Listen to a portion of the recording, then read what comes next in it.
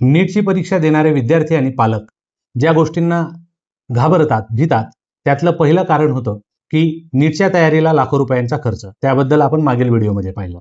आता आपण चर्चा करणार आहोत की नीटची परीक्षा दिल्यानंतर मेडिकलच्या प्रवेशाकरता साधारणतः कितीचा खर्च येतो. पालक लोकांना असं वाटतं की MBBS करायचं तर लाखो रुपये खर्च. तो लाखो रुपये 50 लाख, 60 लाख किंवा अगदी 1 करोड, 2 करोड अशी जी अंक सामान्य जनतेला माहिती आहेत, तर ते हे प्रायव्हेट मेडिकल कॉलेजेसमध्ये डोनेशनचे अंक आहे. आपल्याला काही जणांना जाणून आश्चर्य वाटेल की गव्हर्नमेंट मेडिकल कॉलेजला MBBS या वर्गाची प्रवेश फी ही 12 ते 14 हजार रुपयापर्यंत सुद्धा आहे.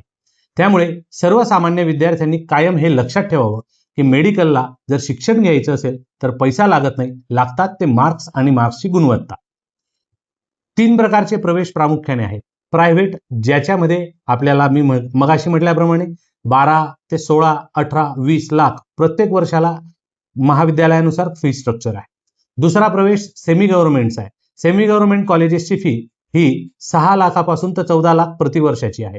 पण OBC, SC, ST, NT इतर सर्व प्रवर्गांना आणि EWS सारख्या प्रवर्गांना त्यातली फी ही निम्मे लागत असते. त्यामुळे हा सुद्धा अगदी मध्यम वर्गाच्या आटोक्यात येणारा कार्यक्रम आहे. आणि गव्हर्नमेंट या बाजूच्या जर मेडिकल कॉलेजेसना आपल्याला प्रवेश मिळाला तर अत्यंत कमी फीमध्ये आपल्या विद्यार्थ्याचं पूर्ण शिक्षण होऊ शकतं. त्यामुळे पालक वर्गाने अजिबात घाबरून जाण्याचं किंवा चिंता करण्याचं कारण नाही. मेडिकलला खर्च लागत नाही, लागतात ते मार्क्स. धन्यवाद.